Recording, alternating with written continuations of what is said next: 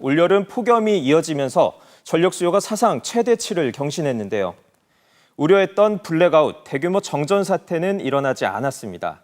최근 몇 년 사이 급증한 태양광 발전이 큰 역할을 했는데요. 정작 태양광 발전 현장에서는 발전 지침을 잘 따르면 오히려 손해를 보는 일이 벌어지고 있다고 합니다. 어떻게 된 일인지 현장을 확인했습니다. 제주도 푸른 초원 한가운데 검은색 태양광 패널이 바둑판처럼 가지런히 자리를 잡았습니다.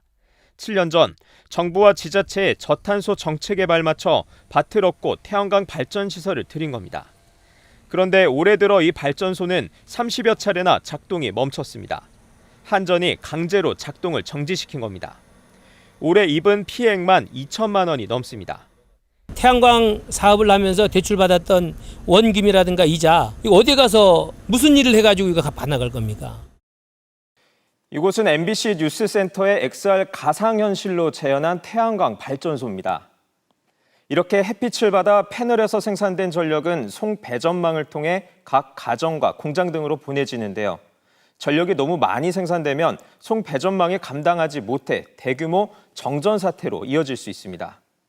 이를 막기 위해 전력거래소와 한국전력은 과잉 생산이 감지되면 태양광 발전소에 설치된 장치를 원격 작동시키는 등의 방법으로 발전을 정지시키는데요.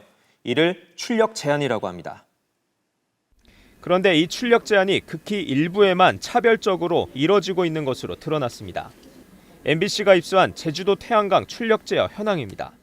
전체 1,673개 태양광 발전소 가운데 출력 제어 장치가 설치된 건 332곳, 5곳 중 1곳에 불과합니다.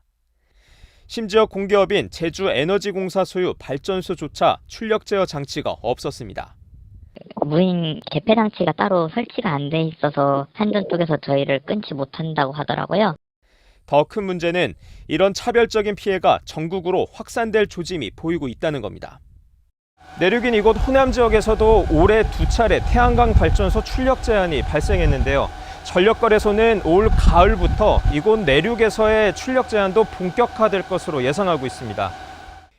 현재 제주도를 제외한 전국 태양광 발전소 10만 480곳 중 원격으로 출력을 제어할 수 있는 곳은 4,252곳, 4%에 불과합니다.